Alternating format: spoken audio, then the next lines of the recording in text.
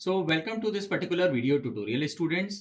अब हमने जो है पिछले वाले के अंदर हमने पढ़ लिया था कि मैक्सिमम जो आपका मोड होता है उसका ब्लॉक डायग्राम क्या होता है। अब यहाँ पे हम एक्सप्लोर करेंगे कि हमें मेमोरी को रीड कैसे करना है। हम उसका टाइमिंग डायग्राम पढ़ेंगे, लेकिन इस बार हम मैक्सिमम मोड में उसे पढ़ेंगे। ठीक है, तो क्लॉक यहाँ पे आपको दिखाई दे रही है। अब मेरे पास में कितनी क्लॉक्स हैं? T1, T2, T3, T4। ठीक, ये जो टाइमिंग डायग्राम होने वाला है ये मोर और लेस वही होने वाला है जो पहले हमने मिनिमम मोड में पढ़ा था, विद सम चेंजेस जो हम यहाँ पे डिस्कस करेंगे। इसके अलावा इस पूरी पिक्चर में आप देखेंगे कि जब मिनिमम मोड में हम बात करते थे तो हमारे पास में प्रोसेसर होता था, हमारे पास में जो है वो मेमोरी होती थी, हमारे पास में जो है वो लैच होता था, ट्रांस रिसीवर होता था, लेकिन बस कंट्रोलर नहीं होता था। तो यहाँ पे अब मेरे पास में क्या है? यहाँ पे है मेरे पास में 8288 बस कंट्रोलर जो बहुत सारे सिग्नल्स जनरेट करता है। ठीक, अब इन दोनों के बीच में यानी प्रोसेसर और मेरा जो 8288 बस कंट्रोलर है इसके बीच में क्या कनेक्शन है? तो इसके बीच में है मेरे पास में तीन स्टेटस लाइंस जो कि हैं फ्रॉम S0 टू S3। ठीक, इसकी हेल्प से ये 8288 हमें पता है कि बहुत सारे सिग्नल जनरेट करता है, which are required for latch, which are required for trans receiver, which are required for memory, RAM and input output device।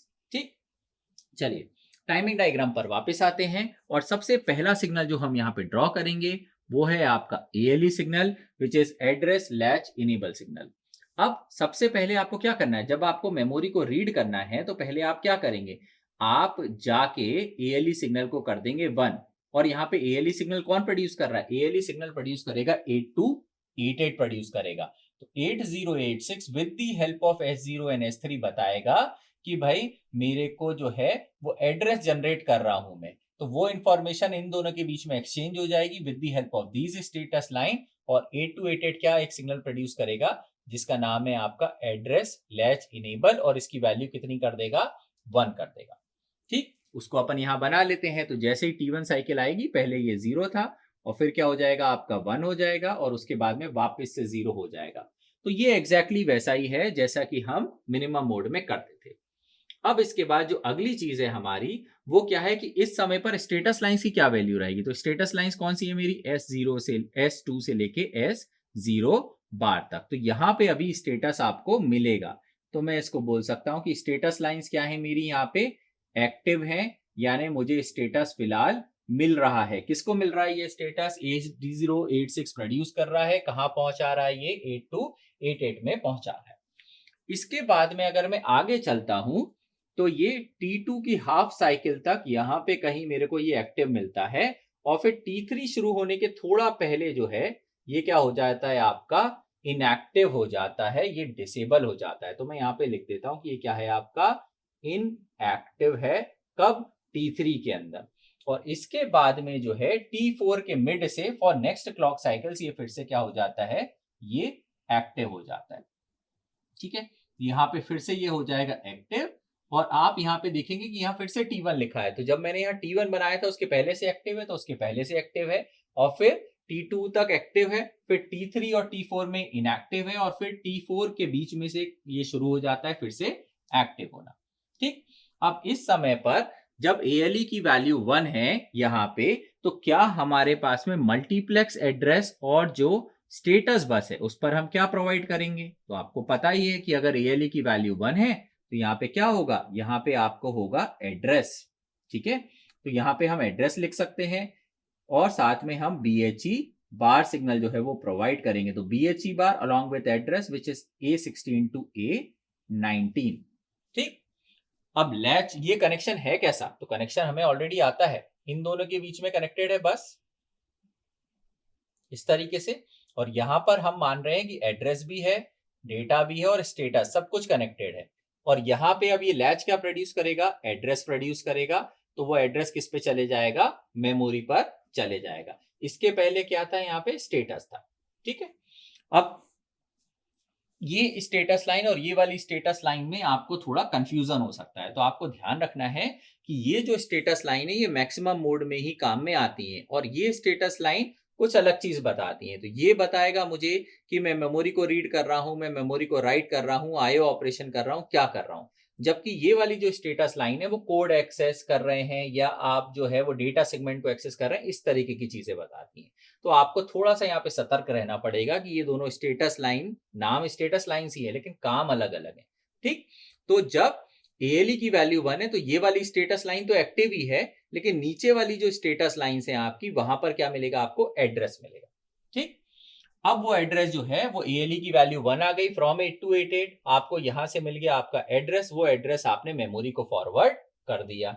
ठीक है, बहुत अच्छी बात है। अब ये कंप्लीट एड्रेस नहीं है, अभी और भी एड्रेस है मेरे पास में, तो फिर मेरे पास में multiplex address and data bus भी है भाई। अब multiplex address and data bus पे भी क्या रहेगा, ड्यूरिंग T1 स्टेट यहाँ पे क्या मिलेगा आपको, एड्रेस ही मिलेगा। तो फ्रॉम A0 to A16 यहाँ पे आपको, sorry not 16, it should be 15, from A0 to A15 आपको जो है वो यहाँ पे आपको एड्रेस मिलेगा। ठीक, ये हो गया आपका। अब इसके बाद में हम बात करते हैं MRDC सिग्नल की, क्योंकि आपको मेमोरी को रीड करना है। अब MRDC सिग्नल कौन डिराइव कर रहा है, अच्छा तो ये भी जो ALE सिग्नल है वो कौन डिराइव कर रहा है, आपका बस कंट्रोलर 8288। ये जो सिग्नल है ये कौन डिराइव कर रहा है, आपका प्रोसेसर 8086। ये जो मल्टीप्लेक्स एड्रेस है ये कौन डिराइव कर रहा है, आपका प्रोसेसर 8086। एड्रेस एंड डेटा कहां से डिराइव आ रहा है, आपका 8086 से। ठीक है, लेकिन जो MRDC बार जो सिग्नल है ये फिर से कौन डिराइव करेगा, आपका बस कंट्रोलर करेगा। तो 8288 है ना, बस कंट्रोलर करेगा। अब क्या आप T1 स्टेट में मेमोरी को रीड कर रहे हैं, इसका आंसर है नहीं। तो most of the time in T1 इसकी वैल्यू डिसेबल्ड रहती है, ये आपका 1 रहेगा। ठीक है, आगे जाके इस लाइन के बीच में से कहीं ये 0 हो जाता है। अब इसके बाद में अगला सिग्नल आता है, वो आता है आपका DT/R बार, कि आप डेटा ट्रांसमिट कर रहे हैं कि रिसीव कर रहे हैं। तो जब आप डेटा ट्रांसमिट कर रहे हैं कि रिसीव कर रहे हैं, क्या ऑपरेशन परफॉर्म कर रहे हैं आप, तो आप मेमोरी को रीड कर रहे हो, यानी डेटा जो है वो मेमोरी से प्रोसेसर की तरफ आएगा। तो प्रोसेसर क्या कर रहा है, इस मेमोरी को रीड कर रहा है, यहां से डेटा इस तरफ आएगा, रिसीव करेगा डेटा। तो DT/R बार की वैल्यू क्या होनी चाहिए आपकी, जो है इसकी वैल्यू 0 हो जानी चाहिए। तो पहले मान लीजिए इसकी वैल्यू 1 थी, तो यहां कहीं जाके ये 0 हो जाएगी, और ऑलमोस्ट इंटायर पीरियड के लिए ये क्या रहेगी आपकी, 0 ही बनी रहेगी। ठीक, अब ये जो DT/R बार सिग्नल है ये भी आपका बस कंट्रोलर ही जनरेट कर रहा है, तो यहां पे ज्यादातर काम आपका बस कंट्रोलर ही कर रहा है। इसके बाद एक आखिरी सिग्नल बचता है, वो है आपका DEN बार। क्या मतलब होता है इसका, डेटा इनेबल बार। क्या आप इस समय पर डेटा को इनेबल कर रहे हैं, नहीं, डेटा इनेबल नहीं है। तो यहां पे जो है ये आपका, अच्छा ये DEN बार सिग्नल अगर बार लगाया हुआ है तो ये शुरू में डिसेबल्ड रहेगा, तो यहाँ पे 1 रहेगा। ठीक, ड्यूरिंग T1। अब हम बात कर लेते हैं बाकी की, T2, T3, T4, ये 3 स्टेट्स की बात कर लेते हैं। तो बहुत ही सिंपल है, एड्रेस मैं दे चुका हूं मेमोरी को, अब मुझे मेमोरी को क्या देना है, मुझे मेमोरी को रीड करना है। तो MRDC सिग्नल को क्या कर दूंगा मैं, यहाँ पे डिसेबल कर दिया मैंने, यहाँ पे MRDC सिग्नल को क्या कर दिया, इनेबल कर दिया, सॉरी। तो मेमोरी को मैंने रीड करना शुरू करा। अब आपके मल्टीप्लेक्स एड्रेस एंड स्टेटस बस पे यहाँ क्या मिलेगा मुझे, तो यहाँ मुझे मिलेगा स्टेटस। ठीक है, तो इसको मैं चेंज कर सकता हूं, और यहाँ मेरे को T2 के बीच में से कहीं जाके जो है मेरा ये स्टेटस लाइंस में कन्वर्ट हो जाएगा। कौन सी स्टेटस लाइंस आ जाएंगी मेरे पास में, तो ये आ जाएंगी मेरी S7 से लेके S3 तक। ठीक, और ये चलती रहेंगी आगे तक, यहाँ कहीं तक। इसके बाद में फिर multiplex address and data bus की बात करता हूं। तो अब आप क्योंकि जो है वो डेटा रिसीव कर रहे हैं, तो थोड़ी देर आपको जो है वेट करना पड़ेगा।